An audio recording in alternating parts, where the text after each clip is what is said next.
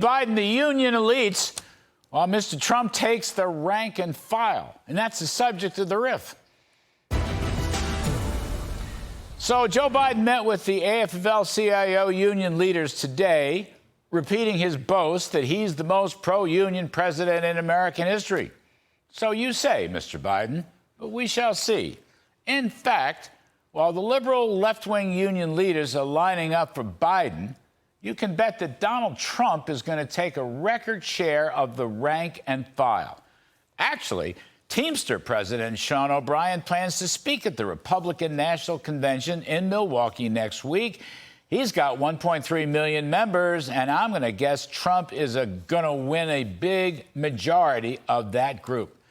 Here's what's bothering the Teamsters and the rank and file of the other unions as well. Joe Biden has created an affordability crisis for the typical working families. Their kitchen tables have been squeezed by a 20% rise in overall prices during Biden's term, including a 20% hike in groceries, a near 40% rise in energy, and don't forget gasoline, still $3.50 compared to just over $2 when Trump left the White House.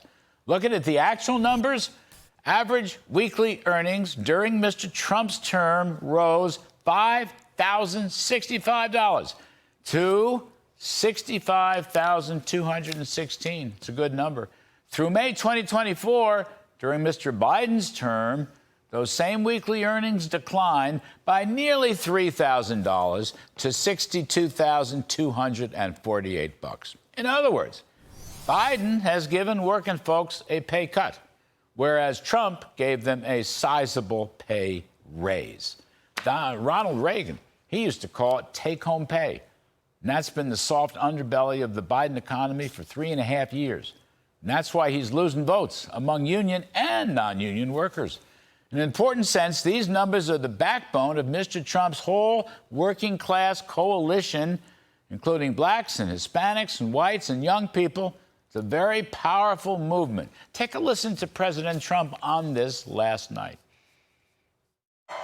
Every day we are welcoming more Americans to our ranks, African Americans, Hispanic Americans, Asian Americans, young people, old people, union members, non-union members.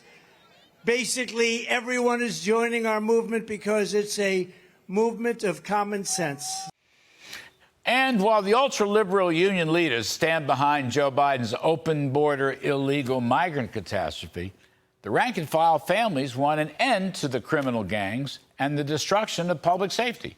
Add to that the Auto Workers Union, which has a very liberal left leadership, but the workers themselves are furious at the Green New Deal and the mandated EVs that are going to create jobs in China and lose jobs in America.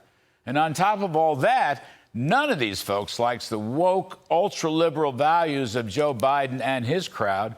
Typical mainstream working families, they don't like the anti-religious bias of the Bidens or the DEI regulations affecting virtually every business in the country and therefore every worker, nor do they like gender sex mandates in the schools, the teachers, and the curriculums, including Biden's insistence that biological males are allowed to participate in female athletics. Trump would turn all of that around, ending EV mandates, opening fossil fuel spigots to slash energy costs and inflation, cutting middle-class taxes, protecting American industry and its workforce from unfair trading practices. So, Biden will win the union leaders, okay, but Trump is going to take most of the rank and file who go to work every day, play by the rules, work with their hands, and proudly wear their hard hats. You can bet on that. That's the riff.